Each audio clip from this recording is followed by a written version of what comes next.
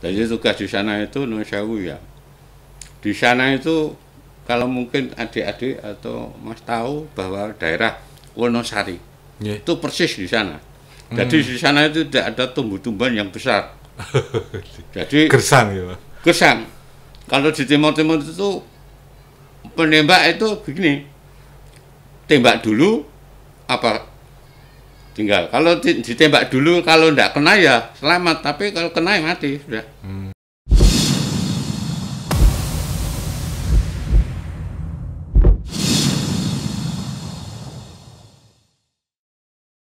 Assalamualaikum warahmatullahi wabarakatuh. Satu hati untuk negeri, satu jiwa untuk bangsa, satu rasa untuk Indonesia. Masih di podcast Merah Putih. Saat ini kita kehadiran seorang pejuang, seorang tokoh veteran dari Solo. Apa kabar Bapak Sumadi? Alhamdulillah, sehat walafiat. Bapak Sumadi ini PLT Ketua Veteran di Solo ya Pak? Iya. Sejak kapan nih Pak? Saya sejak 2019. 19. Ya, karena yang lama meninggal, saya mengganti. Ini seragam yang diagem ini seragam veteran ya? Ya, veteran. Artinya veteran seluruh Indonesia seragamnya seperti ini? Sama, ya. Sama. Kalau boleh tahu Pak Sumadi menika dulunya dari rakyat sipil atau memang backgroundnya dari militer Pak? Saya sejak tahun 60 jadi militer. Oh, nah ini kalau boleh kita ngobrol dari masa muda nih. Masa muda Pak Sumadi, masa kecil Pak Sumadi ini juga di Solo Pak? Enggak, saya asli di Pati. Oh, dari Pati. Ya. Dari Pati. Sekolah di SD, SMP, SMA di Pati. Di Pati. Lalu masuk militer itu sejak tahun 60 saya masuk militer. Sebetulnya ceritanya saya itu sebetulnya tidak mendaftarkan tentara, tapi pada waktu itu ada Irian yang masih direbut, belum ada tentara-tentara, maka kita banyak mencari tentara. Nah, pada waktu itu saya mengantarkan teman saya untuk mendaftarkan, karena kalau di Kodim dia takut, katanya mau jadi tentara takut. Akhirnya saya antar. Kebetulan yang mendaftar itu menyewa rumahnya Pak Di saya. Saya jetari mbok Dik Madi melu ndaftarke. Wah, aku seneng sekolah Pak. Nah, tahu-tahu itu didaftar. Yang mendaftarkan Pak D? Iya, yang nyewa Pak Di saya itu. Nah, teman saya yang saya antar itu tidak panggil. Oh, tidak lolos? Tidak lolos karena mungkin kesehatan apa-apa. Akhirnya saya lolos. Pak Sumadi lolos. Ya. Terus dibawa ke Salatiga untuk tes kesehatan, semuanya lolos. Akhirnya saya masuk pendidikan di Gombong tahun 60. Oh, berarti pendidikannya di Gombong tahun 60 ya Pak? Ya. Lulus dari pendidikan tentara? Langsung masuk ke Batalion 446 pada waktu itu di Beteng, Surakarta. Di Solo? Ya. Terus saya masuk di Beteng Solo pada waktu itu Batalion 446 tugas yaitu menanggulangi masalah DITII di Cirebon. Waktu itu usia Pak Sumadi masih berapa Pak? Ya kurang, ya 17-an. 17? Iya. 17 sudah jadi tentara? Iya. Waktu itu pangkatnya menapa Pak? Prajurit. Saya masuk prajurit ya, 2 atau 1. Lalu diberangkatkan ke Cirebon? Ya. Pada waktu itu memang saya belum megang senjata. Senjatanya masih 1-2 orang pada waktu itu. Oh, masih di Cirebon di Gunung Putri. Yaitu membasmi DITI Kartosuwiryo. Dulu kan di Jawa Tengah, akhirnya lari ke Jawa Barat. DITI Kartosuwiryo itu juga tentara aja? Ya, termasuk sipil tapi ya berkaitan ya. Pada waktu itu kan ya boleh katakan sakit hati kepada pemerintah. Waktu itu kan tahun 45 itu kan baru merdeka. Tapi kalau yang DITI-nya sendiri juga bawa senjata, Pak? Bawa senjata. Atau malah senjatanya banyakan mereka daripada ya, kalau dulu kan kelihatannya ya memang imbang lah. Imbang. Tapi pada waktu itu hanya gerilya, Mas. Jadi tidak seperti. Berapa tahun, Pak, itu penjenengan tugas di Cirebon itu? Itu kurang lebih dulu kan hanya 3 bulan. 3 bulan. Pulang, 3 bulan pulang. Oh, 3 bulan kembali ke Solo. Balik Solo, terus setelah balik kembali kami dipersiapkan untuk tugas ke Irian Jaya. Irian Barat. Irian Barat waktu itu. Terus persiapan, latihan dan sebagainya tahun 61 awal itu kan saya kira berangkat menuju ke Irian. Tapi karena pada waktu itu Irian sudah dikuasai oleh bangsa Indonesia, sudah menyerah Belanda, akhirnya saya dibalikkan ke Sulawesi karena di sana ada pemberontakan Kahar Muzakar pada waktu itu. Oh, Kahar Muzakar ya. Berarti sempat di Irian berapa bulan, Pak? Enggak sampai. Jadi sampai di laut mana itu Arafura apa terus dibelokkan ke Makassar. Ke Makassar. Jadi tidak jadi ke Irian karena Irian sudah aman. Nah, tugas di Sulawesi berapa tahun, Pak? Kurang lebih hampir setengah tahunan. Setengah tahun. Ya. Balik ke Solo lagi. Kembali Solo lagi. Kalau dulu itu latihan militernya apa juga sudah seperti sekarang, ya, Pak? Ya kalau fisik, dulu latihannya memang ya termasuk perang-perangan dan sebagainya itu dulu memang gitu. Tapi kalau sekarang kan sudah alatnya canggih. Jadi perangnya bukan, kalau dulu kan perangnya perang gerilya. Berarti Pak Sumadi dulu juga dilatih perang gerilya, Pak? Iya, betul, perang gerilya. Perang gerilya itu seperti apa sih, Pak? Kalau boleh biar diceritakan nanti yang muda-muda biar paham. Perang gerilya itu memang kita harus bisa meminta bantuan kepada masyarakat sekitar. Jadi kita harus belajar mencari informasi apa di daerah itu yang misalnya makanannya, kebudayaannya dan sebagainya, sehingga kita bisa memberi masukan pada teman-teman atau masyarakat itu untuk bisa bersatu membasmi daripada para pemberontak-pemberontak. Pada waktu itu saya datang di Makassar, pada waktu itu ada spanduk bahwa kita datang di sana itu katanya menjajah. Jadi spanduk itu datang ada tulisan. Wah, ini pasukan ini mau menjajah gitu. Iya, jadi antek-antek Soekarno itu mau menjajah Sulawesi.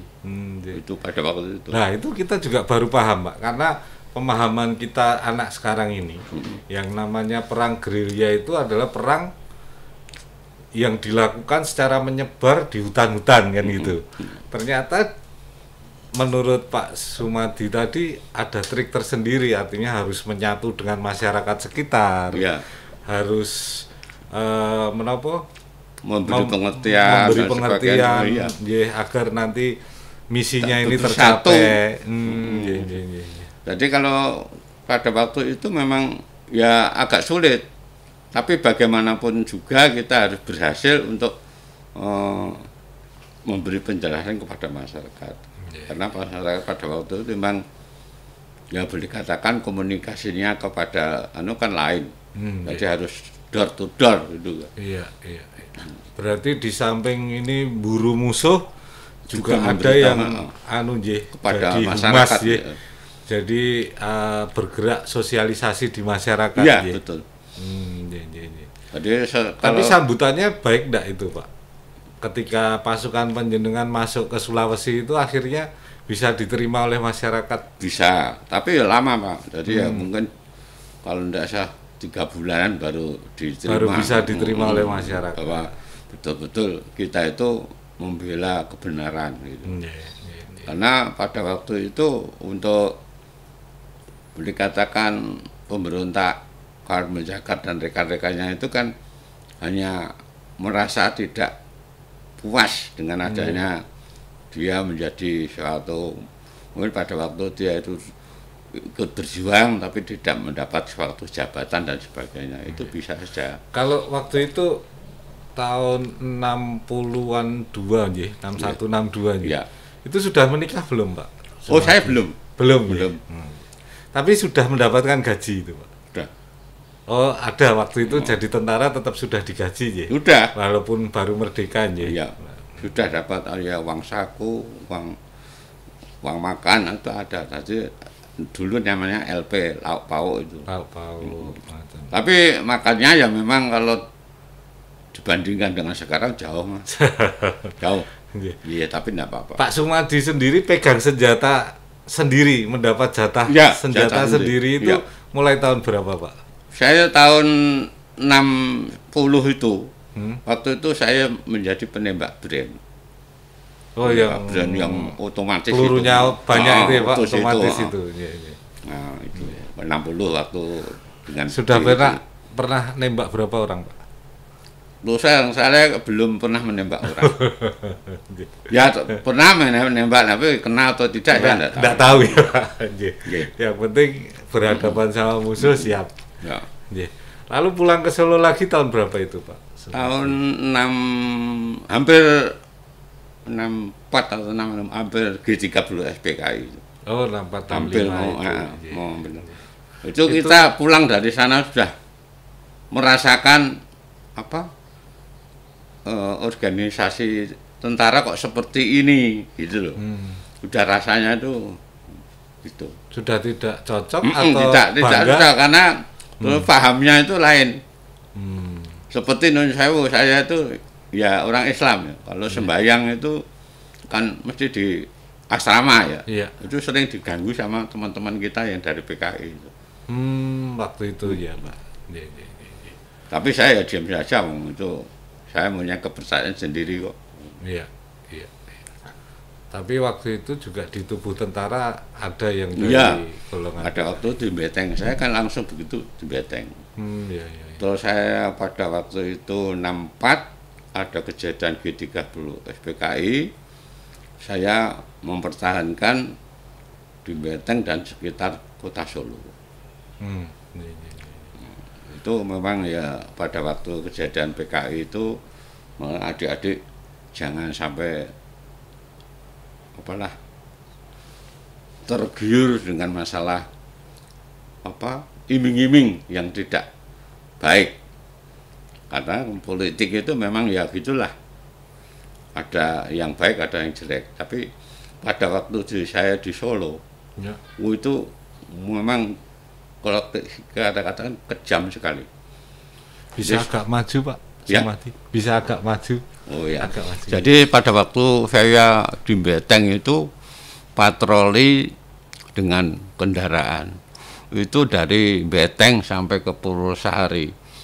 Itu pas G30 SPKI.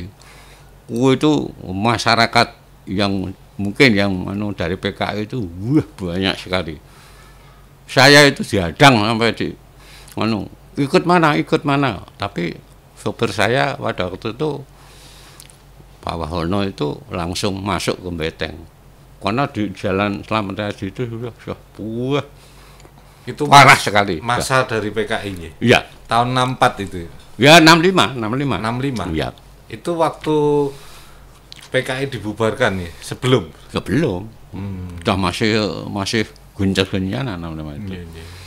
Jadi waktu itu tentara-tentara yang kan pada waktu itu mendengarkan radio dengan adanya kup itu. Nah, setelah itu ya pada waktu itu terus ada perintah untuk mempersiapkan diri, kan kebetulan sekali pada waktu itu kan ada Ganyang Malaysia itu. Ya. Nah itu terus saya tugaskan ke Kalimantan. Oh, tugas ke luar Jawa lagi ya, Kalimantan. Artinya ketika terjadi gejolak PKI itu Pak Sumadi malah ke Kalimantan. Ya sudah ikut mengamankan di Solo selesai. Tapi setelah saya langsung ke Kalimantan untuk mengejar jenderal siapa itu. Jenderal siapa itu. Waktu kejadian PKI itu ketika tahu Pak Sumadi ini seorang tentara apa enggak dicari, Pak? Enggak, saya kan tidurnya di asrama, Mas. Oh, gitu. Tidak di kampung. Saya ada di asrama. Jadi asrama Beteng. Beteng Mm-hmm. ya. Iya. Maka saya terus terang saja kalau di dalam Beteng itu saya hafal. Itu saya di situ dulu. Iya. Itu ada makam siapa itu? Makam. Itu ya sebetulnya kalau saya gimana ya, pemerintah sekarang nggak tahu. Itu sebetulnya kan Beteng itu untuk monumen itu bagus sekali. Iya. Karena di situ dulu memang markas tentara kita ya, Pak. Itu kan dulu kan yang kan juga dari Belanda yang duduki seperti Gedung Juang 45 apa. Berarti waktu kejadian PKI itu juga ikut penangkapan anggota PKI ya, Pak? Enggak, itu ada yang tugas khusus. Ada tugas. Kalau saya kan hanya pasukan tempur ya. Oh, jadi memang dari awal Pak Sumadi ini infanteri ya, pasukan tempur ya. Pasukan tempur. Lalu ditugaskan ke Kalimantan. Ya, di perbatasan antara Indonesia Malaysia. Iya itu. Nah, itu bisa diceritakan, Pak. Jadi pada waktu saya tugas di Kalimantan itu hanya untuk mengamankan daripada Kalimantan di sana, jangan sampai orang-orang PKI masuk di Kalimantan. Karena pada waktu ada jenderal siapa yang melarikan diri membawa pasukan. Itu dulu pasukan pemuda rakyat dulu lah, dibawa ke sana. Akhirnya sampai di perbatasan dulu itu kan banyak juga pemberontak-pemberontak juga di sana. Tapi alhamdulillah tempat saya tidak sampai kontak dengan mereka itu karena kebetulan dari Kalimantan Utara juga mempersiapkan seperti itu. Itu sampai tahun berapa, Pak? Saya Sumadi tahun ada di Kalimantan. 1967. Ya, saya kembali lagi ke Beteng. Kembali ke Solo. Jadi banyak karir militernya Pak Sumadi ini di Solo ya, Pak? Ya. Sampai pensiun, Pak? Kalau saya terus tugas yang paling berat, Mas ya. Pada waktu itu setelah saya melaksanakan tugas-tugas di mana-mana itu, yang paling berat adalah tugas di Timur Timur. Oh, Pak Sumadi juga tugas di Timur Timur. Di Timur Timur tahun 75. 75. Ya. Jadi tugas di sana itu Nusawu ya. Di sana itu kalau mungkin adik-adik atau Mas tahu bahwa daerah Wonosari itu persis di sana. Jadi di sana itu tidak ada tumbuh-tumbuhan yang besar. Jadi gersang ya, Pak. Gersang. Kalau di Timur Timur itu penembak itu begini. Tembak dulu tinggal. Kalau ditembak dulu, kalau tidak kena ya selamat, tapi kalau kena ya mati sudah. Kalau di Timur gitu. Berarti duluan ya, Pak? Iya. Itu kelihatan. Karena 1 kilo saja kelihatan. Ya? Musuh kelihatan. 1 kilo kelihatan. Jadi nggak bisa ngumpet ya, Pak? Karena tidak ada pohon. Nah itu di sana itu pohonnya hanya lalang-lalang itu, lalang-lalang tinggi-tinggi.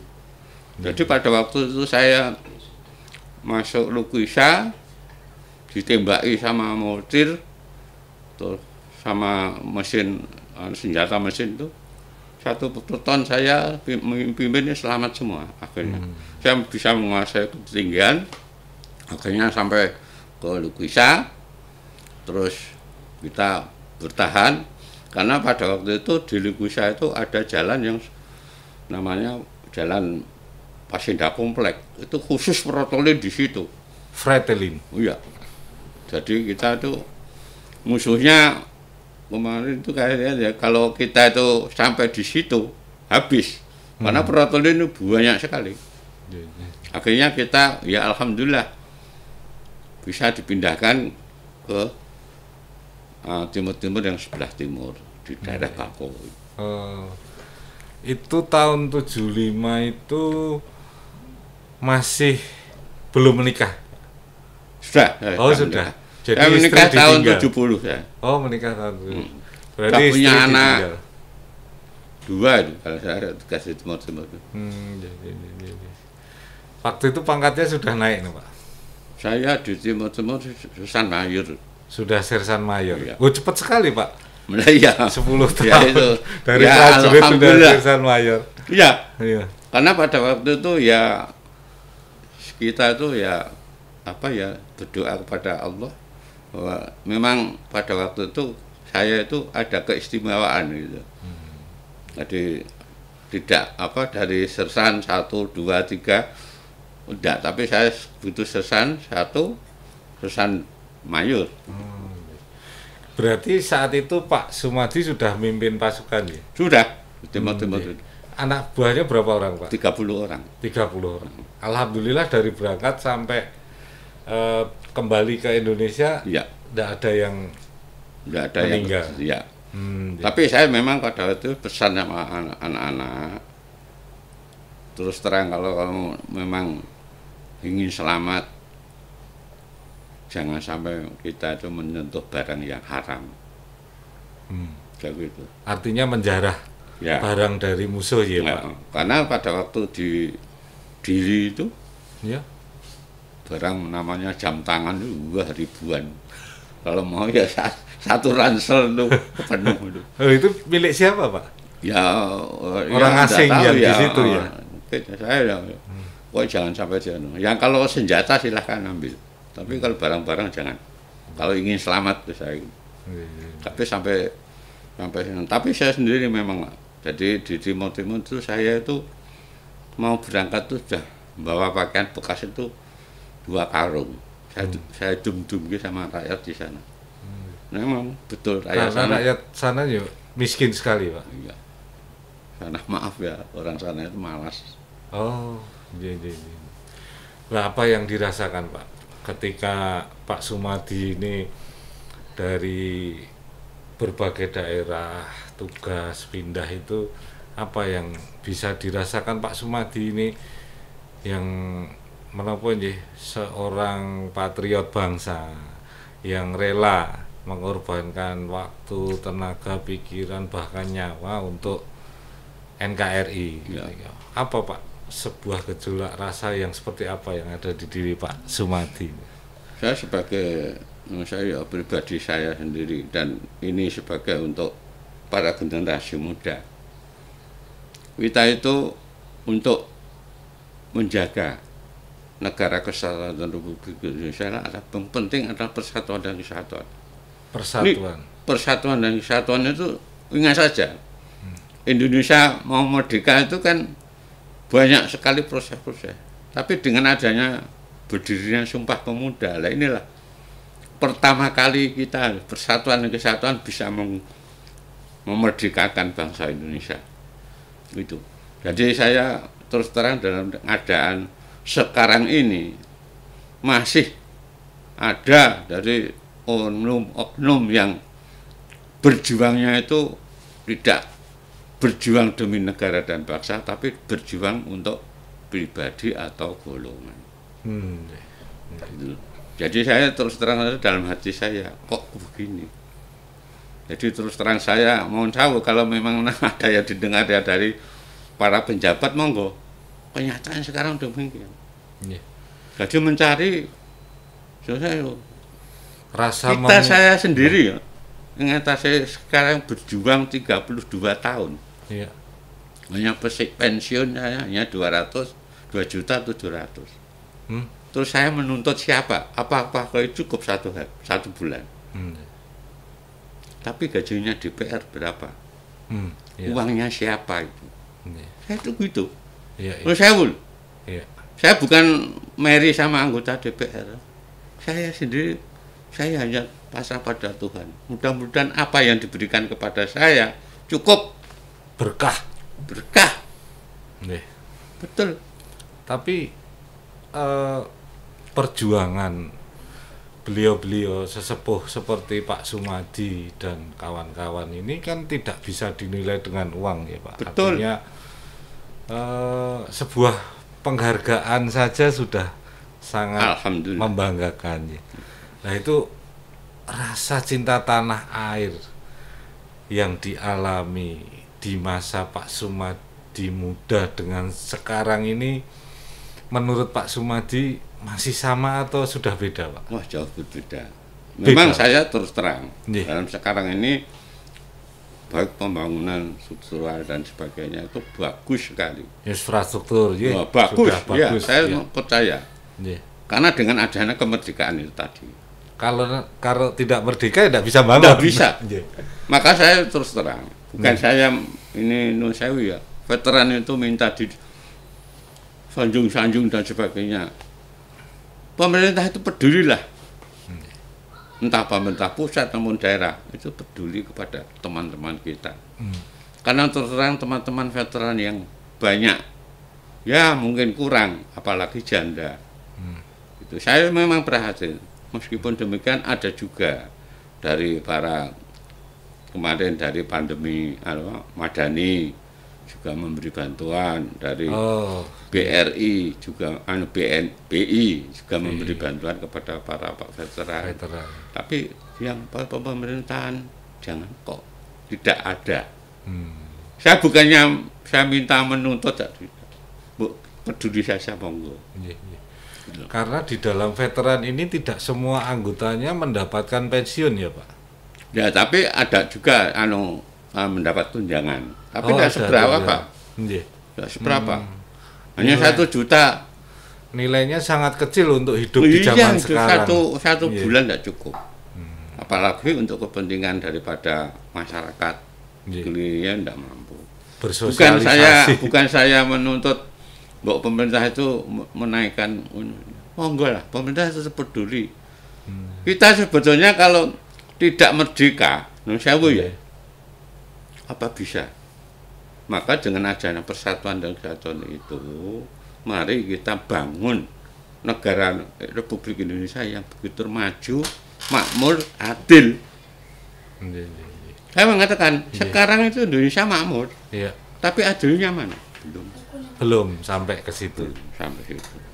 Karena untuk Pak Sumadi sendiri nih Pak, harapan Pak Sumadi ini tentang bagaimana agar anak muda ini tetap mencintai negeri ini dengan tulus, menjaga negeri ini dengan tulus, seperti ketika sesepuh-sesepuh kita mendirikan bangsa ini. Harapannya seperti apa Pak? Karena sekarang ini kan malah saya lihat anak muda juga banyak yang berkiblatnya ke barat. Ini saya hanya pesan kepada generasi muda bahwa generasi muda ini adalah tanggung jawabnya yang besar untuk menuju masyarakat Indonesia maju. Apa dibilang terutama harus jangan sampai meninggalkan sejarah negara kita. Itu penting sekali. Karena kalau meninggalkan sejarah, tadinya merdeka itu gimana, prosesnya gimana, tidak tahu. Itu nanti gimana? Terus yang kedua, ketahanan nasional itu harus betul-betul semua rakyat Indonesia ikut bertahan. Pertama, ketahanan nasional itu berpartisipasi, udara, darat, laut. Negara Indonesia itu kan kaya raya, tidak seperti negara-negara lain, betul. Ya, kita lautnya ada, dan sebagainya. Sekarang tambang saja, ya tambang saja itu berapa persen dinikmati bangsa Indonesia. Padahal itu hak-hak kita sendiri. Dan itu dijamin Undang-Undang Dasar. Nah, makanya saya pesan, kuasailah ketahanan nasional, terutama tambang-tambang itu harus kita rebut kembali. Jangan sampai kita itu hanya ditipu. Ya toh, pada waktu penjajahan Belanda itu hanya ditipu saja. Ya toh, di informasi ini takut. Sekarang kan tidak bisa. Karena dulu mungkin kita tidak merasa dijajah ya. Tidak, hanya kerjasama, katanya kan gitu. Akhirnya tahu kalau dijajah itu setelah Sumpah Pemuda itu merasakan sendiri. Kita memang dijajah. Jangan sampai ini terulang lagi gitu. Nah, ini kan terutama lagi, ini kita kan juga termasuk dijajah juga. Narkoba, ekonomi, ya toh budaya itu ya memang tapi tidak begitu. narkoba ini siapa di belakangnya? Nih. Bangsa kita juga ada, apalagi orang luar negeri, luar negara lagi ya. Karena negara Indonesia itu betul-betul makmur loh jinawi. Gemah ripah loh jinawi. Ya, Yeah. itu negara-negara lain ingin Menguasai. dompleng menguasai. Ingin merasakan kekayaan Indonesia iya. ya, Pak. Itu. Udah, ikannya seperti apa di laut. Sampai Nah, kapal-kapal asing ikut menjarah menikmati lainnya. ikan di wilayah di kita. wilayah kita. Iya. Itu kita harus ikut bertahan. Kita sebagai pertahanan nasional Iya, itu. saya jadi ingat nih kalau Pak Sumadi ketika gitu dulu zaman setelah Bung Karno, Pak Harto itu kan ada napa nggih? Jadi kayak ada Pancasila itu diterapkan melalui ada P4 dan lain ya. sebagainya. Sekarang ini kan hampir sudah tidak ada ini. Nah itu kan mungkin generasi yang sekarang ini agak nggak paham ya. Yang taunya mereka Pancasila itu ya lima sila itu. Tapi isi yang ada di dalamnya seperti apa kan kadang mereka tidak tahu. Ya. Nah padahal di dalamnya itu isinya ya mungkin salah satunya ketahanan tadi. Ya. Yeah. Nah itu kalau Pak Sumadi sendiri melihat nih pejabat yang sekarang ada di legislatif, di eksekutif itu secara cara pandang mereka apakah sudah mengerti apa sih yang dibutuhkan oleh negara ini? Seperti ketika beliau sesepuh-sepuh kita kan paham, oh negara ini butuhnya merdeka, arahnya harus begini. Kalau yang sekarang ini apa juga sudah frame berpikirnya seperti sesepuh kita itu, Pak? Itu kalau kayak saya lihat ya di TV dan sebagainya. Ini hanya dia tuh berpikirnya bukan untuk Nusewu ya. Ya memang untuk negara kesatuan betul. Tapi untuk masalah Pancasila ini harus difahami betul-betul kepada para generasi muda karena itu adalah ideologi negara. Tafsirnya ya. Ya, ideologi negara. Kalau ideologi negara itu sudah dikacau balau, pengalaman zaman PKI ya sudah kita amburadul, tidak percaya namanya persatuan dan kesatuan itu. Tapi kalau sudah kesatuan dan kesatuan itu betul-betul kita pegang, apapun yang terjadi, kita ayo maju bareng-bareng. Kasarannya kalau saya Nusewu perang ya ayo perang. Iya. Daripada kalau hidup Kalau sengsara. dulu, Pak, Nah, ini saya mengutip ngendikannya ngendikannya Mas Tuntas, ketua kita itu pernah matur. Zaman dulu itu Indonesia diserang, itu penduduknya kabeh angkat senjata. Tapi kalau sekarang ini diserang mungkin sok dondelik. Karena mungkin tadi nilai-nilai itu tadi kurang dipahamkan, kurang diberikan pengertian ke anak-anak muda yang sekarang maupun masyarakat secara luas ya, Pak. Karena terus terang ya Pak, kalau kita mengingat bahwa negara itu kalau mungkin bukan hanya negara bangsa ya, kalau yang dijajah itu kan sudah tidak merdeka, apa-apa diatur. Kalau mau segini, mau enggak, mau segini. Kalau perlu kamu bunuh. Iya. Nah, dengan adanya perasaan seperti itu, waktu dulu zaman pejuang-pejuang kita lebih baik mati daripada kita dijajah. Hidup rekoso, lebih baik mati. Nah itu, jadi kalau memang sekarang ini kita Nusewu ya, kita mau dijajah baik maupun ekonomi dan dijajah yang kelihatan maupun tidak kelihatan ya, Pak. Itu kita harus betul-betul berani. Jangan kita malah Nusewu ikut-ikutan, nah itu loh. Nah itu yang saya tekankan, mari kita masih ya kalau seperti saya, seumur saya kan mungkin ya sudah berapa tahun ya. Tapi untuk generasi muda ini ikut bertanggung jawab. Negara Kesatuan Republik Indonesia bagaimana majunya bagaimana untuk mengatur daripada negara kita itu bagaimana. Yang betul-betul tujuan daripada para pejuang dulu adalah merdeka, ya, adil dan makmur. Ini loh. Lah itu mungkin ada pergeseran Pak, zaman dulu ya. Zaman sesepuh kita itu saat perjuangan maupun di era Orde Lama, Orde Baru itu kan gotong royongnya masih kuat. Ya. Kesini semakin kesini ini kan rasa gotong royong ini luntur Pak. Lebih banyak mengandalkan ego masing-masing. Orang sudah berpikir individual. Makanya kan sering terjadi gap. Artinya kelompok ini sampai mengkristal, sampai saling mencaci lah itu. Fenomena seperti ini menurut pandangan Pak Sumadi sebagai seorang sesepuh yang dulu ikut memperjuangkan tegaknya NKRI ini gimana Pak? Orang-orang seperti ini harus diapakan? Kalau saya begini ya, itu memang harus akhlaknya daripada orang-orang itu harus kita perbaiki. Karena pada waktu sekarang ini memang kebanyakan hanya yang dikejar hanya duniawi.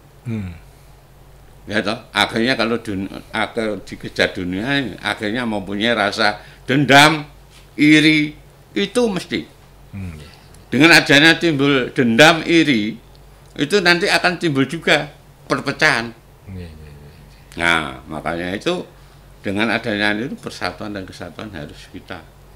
Nah, kalau mengenai akhlak, ya ini kita harus bisa mengajak para pondok-pondok atau mungkin pendidikan-pendidikan yang begitu untuk mengajarkan akhlak yang baik. Itu saja. Iya. Harapan Pak Sumadi untuk anak muda ini yang sekarang ini mungkin sudah agak luntur pengetahuannya tentang Undang-Undang Dasar, tentang Pancasila sebagai dasar negara, ini maksudnya seperti apa gitu. Harapannya Pak Sumadi kepada mereka apa Pak, dan juga kepada pemerintah? Harapan saya kepada para generasi muda, belajar yang baik, ya. Kalau negara kita bisa maju, bisa teknologi yang begitu canggihnya sekarang ini, kalau seperti saya untuk main HP saja sudah sulit, ya toh. Tapi kalau yang sudah putus-putus saya sudah pandai-pandai. Ini mohon dengan adanya kecanggihan daripada teknologi ini, anak-anak muda kita harus belajar betul-betul menyesuaikan, apalagi dengan adanya keadaan sekarang, baik politik, ekonomi, sosial, ini harus betul-betul dipahami. Ya, saya hanya berharap mudah-mudahan negara kita yang kita cintai ini bisa tercapai masyarakat adil dan makmur. Apalagi yang menjadi penjabatnya sewu dari perwakilan rakyat itu betul-betul memikirkan masyarakat yang betul. Jangan sampai ada masyarakat yang sekarang ini masih kurang mampu, makan saja ada yang tidak mampu. Padahal kita kaya. Iya, sekarang dengan ini katanya merdeka, tapi ada juga yang masih tidak mampu. Nah ini tugasnya siapa? Gitu loh. Kita hanya jangan sampai kita hanya mengatakan ini. Tapi silakan. Utang kita sudah banyak ya Pak Sumadi. Wah iya, siapa yang bayar? Siapa yang bayar? Itu loh. Saya sewu ya, saya mikir sewu ya. Ini mikir saja. Bahwa perwakilan kita ini rakyat gajinya beratus-ratus juta, puluhan juta. Tapi nun sewu, kita sebagai pejuang berapa? Hanya 2 juta. Sampai di mana kalau kita ini kan gitu. Tapi kita menuntut siapa?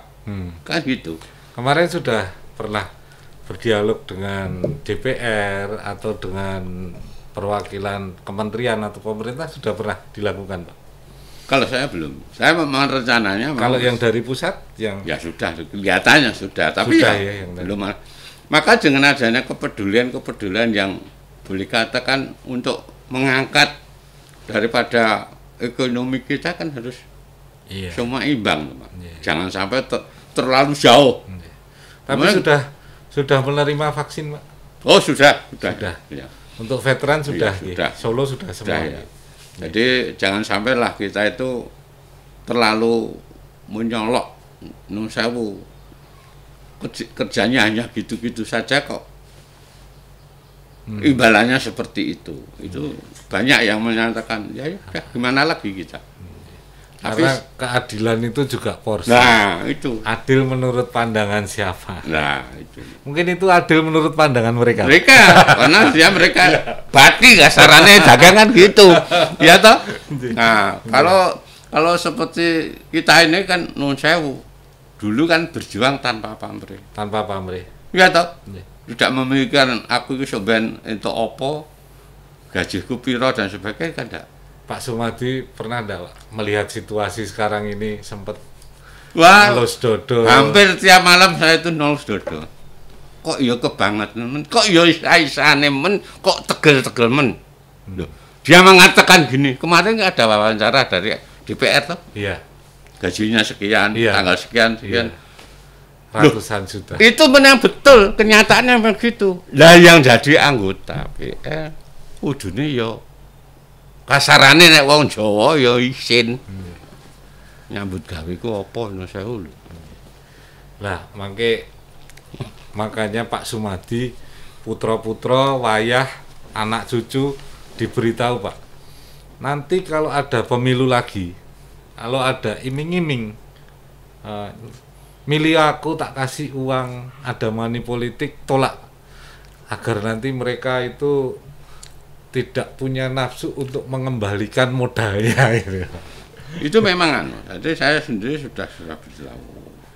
Memang di dalam pemilihan ini memang ada orang-orang seperti itu.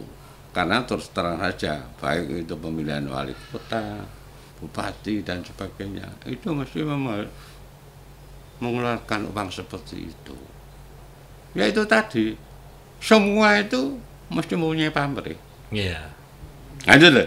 Itu mau memang. Kalau tidak mempunyai pamrih, wes aku nyalonkin buat pilih ya monggo orang monggo. Nah itu nanti akhirnya kalau kepilih jadi pemimpin yang baik. Yeah. Karena saya ingat mungkin Pak Sumadi juga paham betul itu. Di Jawa itu kan ada falsafah, istilah bahwa tokoh itu yang mengangkat itu orang-orang di sekitarnya. Betul. Itu zaman dulu. Zaman sekarang terbalik. Orang mengangkat dirinya menjadi tokoh untuk ditokohkan orang-orang di sekelilingnya, kan itu, seperti itu, Pak. Jadi dulu itu orang tidak merasa tokoh, jadi dia hanya melakukan yang terbaik untuk lingkungannya. Akhirnya masyarakat yang memilih, oh ya tak pilih jadi ketua dukuh, jadi kepala desa. Itu karena masyarakat lingkungan itu melihat karena perilaku yang bijaksana, yang baik, yang bisa dijadikan contoh, akhirnya diangkat menjadi tokoh. Tapi kalau sekarang terbalik ya, Pak. Tapi dulu ya, kalau orang itu mau, karena dulu orang Jawa itu mempunyai filsafat yang bagus sekali. Nggih. Ngono. Endi wong sing nandur mesti bakal ngunduh. Iya. Sudah. Nandure apik ya mesti entuk apik. Iya. Dhewe nandur apik entuk elek ya bisamu. Delok. Ya. Itu kalau punya pegangan seperti itu mesti orang ada yang takut lah. Oh iya. Kita berpikirnya bukan untuk saat ini, tapi kalau impian Pak Sumadi sendiri, Pak, yang belum tercapai, cita-cita atau impian Pak Sumadi selama ini dari muda sampai sekarang, baik impian pribadi maupun impian tentang negara kita yang belum tercapai menapa, Pak? Ya itu masalah biar nanti diteruskan anak-anak muda ini. Ya kita belum tercapainya masyarakat adil dan makmur. Masyarakat yang adil dan makmur. Ya, itu belum tercapai. Makmurnya sudah. Tinggal kita hanya caranya suatu perusahaan manajemennya bagaimana. Iya. Adilnya juga belum. Adilnya belum. Kalau makmurnya kan sudah bawaan ya, Pak. Ya. Karena kita tinggal mengelola saja. Iya. Tapi kalau keadilan ini kan Iya. Harus orang-orang yang berkepentingan pada itu. Jangan sampai wah aku wis kenal kali si A. Kok ono nduwe kesalahan ngene. Oh tak entengke. Iya. Kan itu. Nah itulah. Praktik-praktik seperti itu masih terjadi. Masih banyak gitu. Jadi makanya itu tadi kadang para sesepuh yang dulu sudah berjuang untuk negara ini kadang melihat seperti itu yang ngelus dada nangis. Iya, betul. Aku capek-capek berjuang kok Iya. dibuat Saya memang seperti gitu. ini. Kalau malam-malam saya duduk sendiri ngomong, ya kok bantu. Menurut saya sing tak salahke sapa? Wong saya dulu berjuang ya demi untuk negara dan bangsa. Barang seperti kayak ini, utangnya oke, sing bayar sapa? Gitu loh. Iya. Kan yang bayar kan kita-kita ini yang Iya. yang bekerja nun sewu. Iya, Ya iya. toh? Jadi setiap rakyat Indonesia saat ini sudah menanggung utang. Betul. Utang negara maksudnya. Betul. Padahal secara pribadi masing-masing karena kebutuhan ekonomi juga punya utang sendiri. Iya. Sekarang terus terang aja. Iya. Kalau kita itu bisa, ini generasi muda. Kita kaya raya, makmur. Kayak gini Indonesia adil banyu aja. Iya. Di pulau mana-mana itu air seperti itu berlimpah ruah. Itu kalau kita hanya jual air saja. Iya. Hah? Iya. Kira-kira gue bayar utang Indonesia kan iso. Kasarannya. Kayak itu belum sampai tekan itu. Iya, iya, iya. Ya kekayaan air, tanahnya, tambangnya dan sebagainya, gas dan Laut. itu loh. Saya itu berpikirnya, ya mudah-mudahan anak-anak kita generasi muda berpikir seperti itu. Kemarin saya juga di UNS gitu kok. Kamu sebagai anak bangsa, generasi muda harus bagaimana negara kita bisa maju, bisa makmur, adil dan sebagainya. Negara kita itu makmur betul. Begitu. Sekarang. Nggih, terima kasih Pak Sumadi. Ini dapat petuah, dapat ilmu banyak sekali. Jadi saya terus terang dengan adanya ini saya boleh katakan wawancara ini, kalau mungkin ada kesalahan saya mohon maaf, karena terus terang saya bukan untuk mencari popularitas tidak, tapi hanya saya meluruskan Mengingatkan apa adanya yang saat ini kita terjadi. lihat. Iya. Ya, jangan sampai kita itu wah, sewu Pak Maji ini emosi, tidak. Saya tidak punya harapan apa-apa. Dulu. Iya. Saya berjuang demi negara dan bangsa. Piye bisa maju, bisa adil dan makmur. Itu aja. Iya. Tujuan kita gitu. Iya. Karena kalau veteran itu kan ada surat keputusan ya. Iya. Baik dari presiden, DPR dan juga diakui oleh dunia veteran itu. Kalau seperti Pak Abri di Aceh 45 itu kan hanya intern Oh. Indonesia. Tapi kalau veteran ini dunia, ini simbolnya di sini. Nih. Ini diakui dunia. Karena veteran itu semua negara mesti ada. Karena ikut berjuang. Dan satu-satunya untuk Indonesia itu yang ada Laskar Putri. Dunia lain tidak ada, negara lain tidak ada. Laskar Putri itu artinya pasukan putri itu. Iya, ikut berjuang. Yang di Gedung Juang itu kan ada. Iya, Laskar Daftar. Putri. Laskar Putri. Itu. Pak, saya dari tadi melihat tertarik. Menikah kalau yang di dada ini apa, Pak? Ini tanda jasa.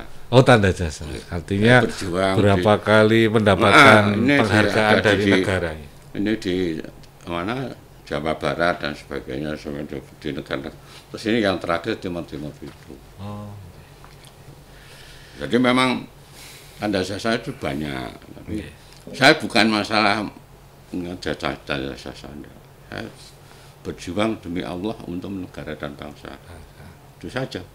Nggak tidak ada pamrih nanti akan jadi enggak. Nah ini Tidak. Pak, mohon ditegaskan lagi mumpung ini kita ada di acara ini. Apa yang ingin disampaikan secara tegas, secara real, apa yang harus dilakukan pemerintah untuk beliau-beliau dari veteran ini, Pak? Ya pertama, tadi sudah katakan, veteran itu tidak mau diagung-agungkan dan sebagainya. Hanya pemerintah peduli kepada anggota veteran maupun para pejuang. Itu saja. Yang kedua, mari kita betul-betul memperjuangkan masyarakat yang adil dan makmur. Ya toh? Itu. Jadi jangan sampai kita sewu. Saya terus terang sebagai veteran, kok ada orang-orang yang korupsi, apalagi itu penjabat, apalagi anggota DPR, opo sih kurang belanja nih, dulu. Sedangkan seperti saya itu arep korupsi opo, dulu. Maka saya mohon kepada pemerintah, baik daerah maupun pusat, pedulilah kepada veteran. Mungkin di luar veteran pun yang mengalami hal seperti ini juga banyak, ya Pak. Artinya yang mereka merupakan bagian atas berdirinya negara ini, tapi sekarang kurang mendapat perhatian. Nah, contohnya saja seperti pejuang kita di Solo ini, Pak Slamet Riyadi. Rumahnya seperti itu, tidak kasihan. Itu pejuang, betul-betul pejuang. Ya. Bahkan diabadikan namanya. Nah, menjadi rumahnya seperti itu. Saya itu saya sering datang ke rumahnya itu kok seperti ini ya. Mbok iya digaweke sing rada apik. Ini catatan untuk pemerintah nih, ada usulan dari para veteran untuk lebih memperhatikan nasib salah satunya, karena kalau Pak Slamet Riyadi itu bisa dikatakan sudah menjadi pahlawan nih Pak. Pahlawan sejati kalau saya mengatakan, karena beliau itu memang berjuang pada waktu masih Joko. Ya toh? Ya. Rumahnya seperti itu. Meskipun itu sekarang ditempati saudaranya atau orang tuanya, tapi kan kita hargailah. Dia sebagai pejuang betul. Ya. Terus terang sama anak-anak muda dari Solo. Tidak tahu serangan 4 hari kota Surakarta sejarahnya gimana tidak tahu. Kapan-kapan kalau ada waktu boleh nanti kita ngobrol lagi bisa. Saya terangkan masalah serangan umum 4 hari kota Surakarta. Nah, kita nanti ngobrol berdasarkan ini Pak. Misalnya membahas pas serangan umum, pas serangan di Solo 4 hari itu kan, cerita-cerita itu menarik biar anak muda ini tahu bahwa karena anak-anak muda yang sekarang diperjuangkan itu apa, itu biar mereka paham Pak. Caranya bagaimana kok bisa mengalahkan Belanda di Solo. Nah itu betul-betul pada waktu itu saya komunikasi tidak seperti sekarang. Tapi kenapa kok bisa tepat waktunya? Jam sekian harus hancur Belanda. Pakai kentongan ya dulu. Nggak tahu komunikasinya gimana. Pak Sumadi, ini banyak sekali petuah ilmu yang kita dapatkan atas perbincangan kita kali ini Pak. Ini berhubung waktu juga, nanti lain waktu kita sambung lagi. Ya siap, saya selalu siap. Jangan bosen. Oh enggak, saya lebih senang daripada ya kok pikiran saya itu tersampaikan. Nah, kalau ini saya sampaikan kepada khususnya para generasi muda biar tahu sejarah perjuangan itu harus tahu. Jangan sampai nanti, apalagi sekarang pendidikan kan tidak ada sejarah. Ada itu penting. Terima kasih Pak Sumadi. Nanti lain waktu kita sambung lagi. Sobat SN Channel, sudah saatnya kita semua harus introspeksi, melihat diri kita, karena jauh dari harapan beliau-beliau yang telah memerdekakan negeri ini, telah berjuang untuk negeri ini.